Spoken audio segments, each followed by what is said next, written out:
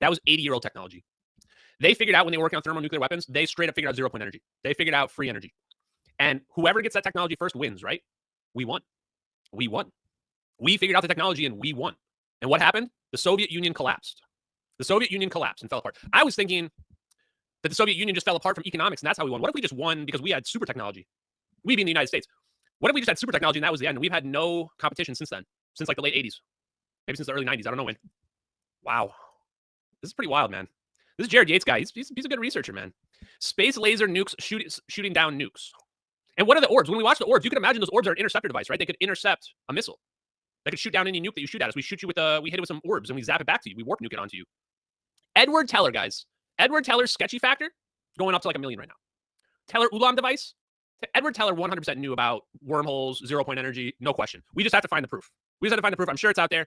The fact that Hal Puthoff tells a story about Edward Teller, like meeting Edward Teller, guys, it's all right there, man. It's all right there. Well, for some reason, even the UFO community is going, what's the connection between nukes and UFOs? I don't know. What could it possibly be? How about nuclear power is an energy source? Maybe, chat. This is just like actually blowing my mind. I think we like actually solved it. Actually figured it out. Actually figured out what the government's been hiding. It's nukes. But it's just not nukes like we thought. It's nukes like, oh, we can wormhole shit now. It's like, oh, we made a nuke. It was a little too powerful and it just started warping space-time. That's basically it. That's how we'll explain to people, guys. We need to really dumb it down for people. We need a digestible narrative that a normie can understand. Guys, nukes are 40s technology like 80 years ago. We made nukes that are so powerful they start imploding space-time on itself. Breaking the laws of physics. You want to think about it like that. And we've been hiding it ever since we figured it out. We've been hiding it ever since we figured it out because only one person on this country, only one nation on this earth is allowed to have it. Because if more than one person had it, there you go. So probably all the foreign negotiations we do are like, hey, you do what we say or we just bitch you. And look, we have super weapons, so shrug. I mean, it kind of makes sense. Kind of makes sense. Okay, let's keep it going. Interesting comment to make. That the guy that's the godfather of the space laser idea. Chat, space lasers? Space lasers? I think they made up the whole Jewish space laser thing just to distract from the real space lasers. I mean, if we don't have space lasers, what are we doing? We have directed energy weapons. We have the ability to teleport. We can make nukes that are so powerful. We got floaty orbs spinning around, teleporting airplanes away. Yeah, we definitely have directed energy weapons in satellites. Why would we not? Why would we not? All right, so how does this thing work? So the space laser idea is called Project Excalibur. Here's how that supposedly works. You put a nuke inside the center of that satellite. When the nuke explodes, that energy is converted into X-rays that are focused down long crystal rods like sapphire or ruby or whatever you want to do for making the coherent beam. And it's focused such that you're able to get a directional energy blast from this nuke rather than a spherical energy blast from this nuke. There were successful ground tests of this, like I said, for the Project Dolphin experiment. The vanilla OG version 1.0, it was 1,000x increase in the brightness of the nuke. So the amount of So this doesn't sound like a nuke to me. Like it's emitting X-rays. It sounds like they're just doing nuclear physics, which is fusion and fission. That's what this sounds like to me.